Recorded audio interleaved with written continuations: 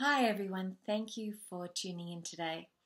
So, children today are obviously spending a lot of time, inordinate amounts of time on technology. And what I'm noticing is there is actually a thing that exists where children can be, in a sense, fearful of being in nature. And I know it sounds strange, but it actually is a thing. I just watched a movie on it actually as well, where this girl was literally scared of being in her garden. And she overcame this fear by reading a book about the beauty of nature. But she was scared to go out in her garden, and she closed the curtains and stay inside and just avoid the garden. And this is also happening with children where they are not used to being in nature. It's unfamiliar. And there's a certain fear that arises when they're in nature because they feel like, they could be hurt in some way. And so it's really an upside down world that we live in when children and people are feeling that way, because nature is the thing that is part of us. It's part of who we are. It's our connection to our soul, and it's our connection to our inner point of nurturing as well. It's very, very healing, and Mother Earth is a loving, divine, spiritual, nurturing energy. So when you are disconnected from this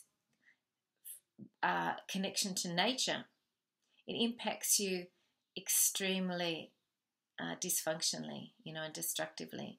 And so to encourage children and encourage people to be out in nature as often as possible is so important. We're taught to fear the sun. The sun has really vital energy to keep us alive and healthy. It even has what's called light codes, which are information which raises our universal consciousness, raises our knowledge, and raises our frequency. The sun is so important to us and to our well-being and who we are. And even at night time, going out under the stars and the cosmos and the moon is really good for us as well. And that's another thing that children and people can be scared of, being out in the dark. But actually the starlight is extremely good for us. People that sleep under the stars are actually downloading, again, cosmic knowledge and wisdom that is incredibly powerful. The Egyptians used to do this as well. So my encouragement to people is to prioritize spending time in nature every week, even if it's just taking off your shoes, putting your feet on the grass, on the ground, and sitting for 20 minutes outside in nature in stillness. You can sit with your back to a tree and ask the tree to send you love and healing, if you've gained permission from the tree first.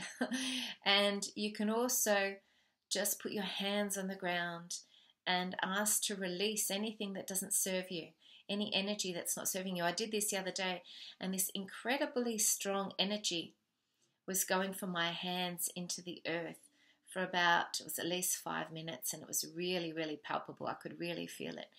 And I felt like my body was actually releasing and letting go of stuff on the earth to the earth. And Mother Earth doesn't mind doing that for us either.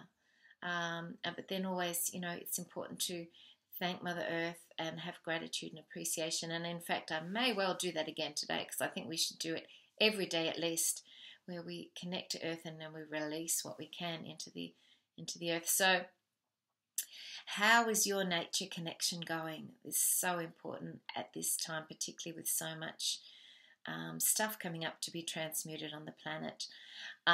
So have a beautiful nature week this week, and please make a comment below about what you're doing in nature. I'd love to hear. And please like and subscribe if you're enjoying this channel. Thank you. Have a beautiful nature week. Bye.